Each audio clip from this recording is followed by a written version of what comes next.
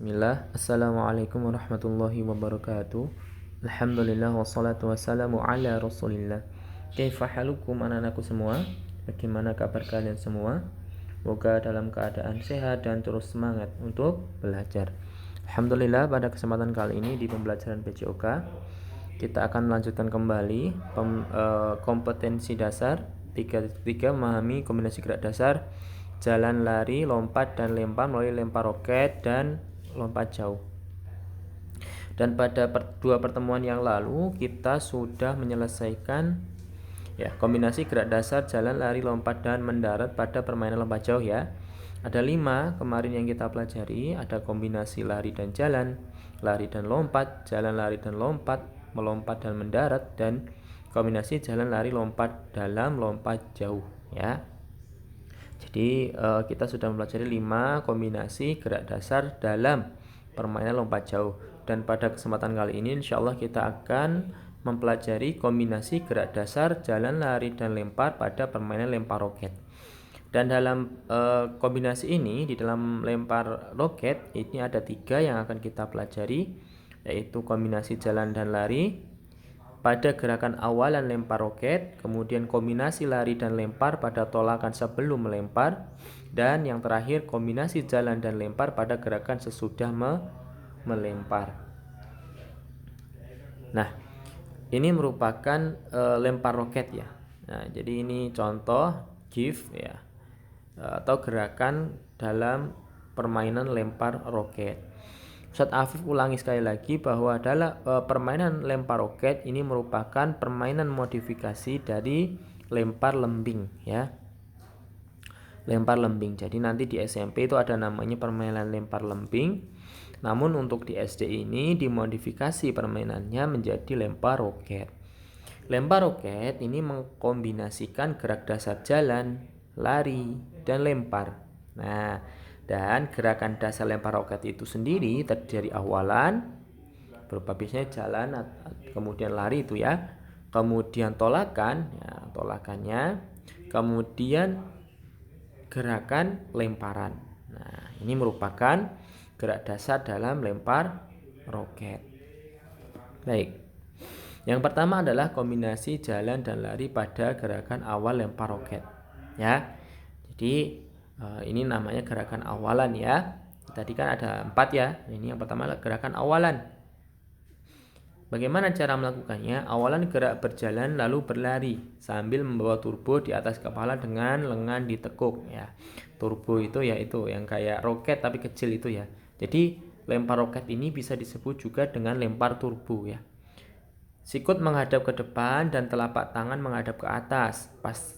Posisi turbo berada di atas garis paralel dengan tanah. Ini merupakan kombinasi jalan dan lari pada gerakan awalan lempar roket. Kemudian yang kedua adalah kombinasi lari dan lempar pada tolakan sebelum melempar. Nah, jadi ini sebelum lemparan ya, sebelum lemparan. Jadi tadi kan awalan jalan dan lari, kemudian ini lari dan lempar. Jadi kan ada step-stepnya gitu ya tadi ya, sesuai pada gambar atau GIF tadi nanti Ustadz Afif sampaikan lagi. Cara melakukannya adalah pada gerakan melempar turbo, tarik pundak kanan dan lengan melakukan gerakan melempar melalui poros bahu dengan kuat ke depan atas. Ya. Badan bergerak melewati kaki depan ya. Kemudian melepaskan turbo. Gerak selesai lemparan dilakukan dengan melangkahkan kaki ke depan untuk menyeimbangkan gerak semoga tidak terjatuh dan tidak melebihi garis batas lemparan ya. Kemudian yang terakhir adalah kombinasi jalan dan lempar pada gerakan sesudah melempar. Ya, jadi gerakan setelah melempar tersebut mengkombinasikan gerak dasar jalan dan lempar.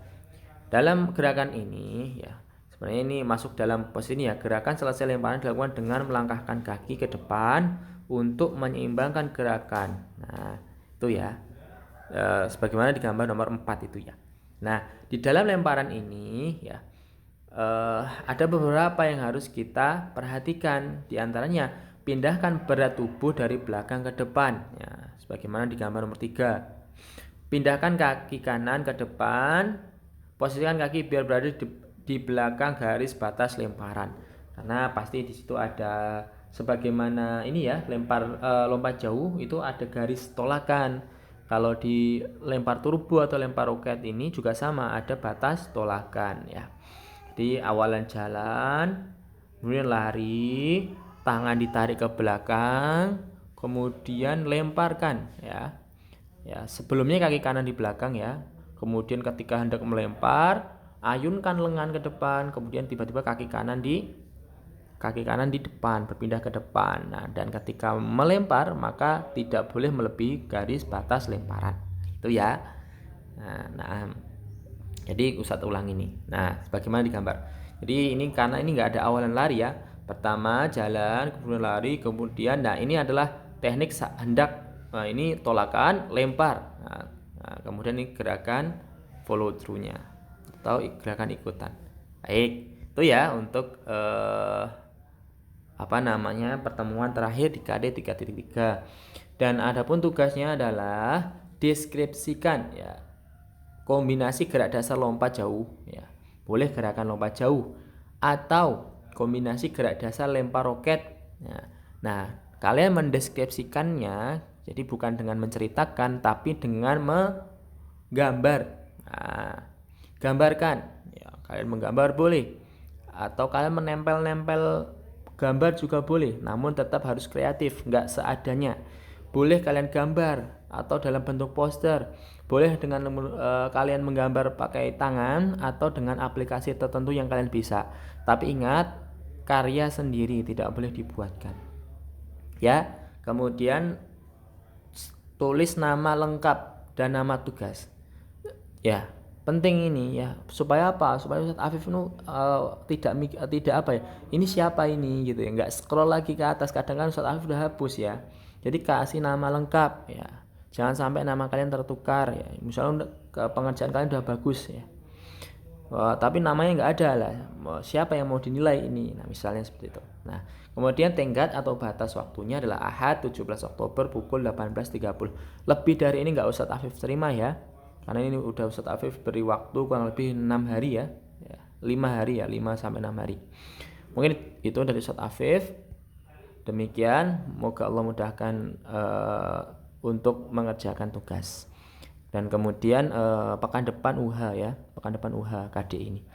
Wassalamualaikum warahmatullahi wabarakatuh. Assalamualaikum warahmatullahi wabarakatuh.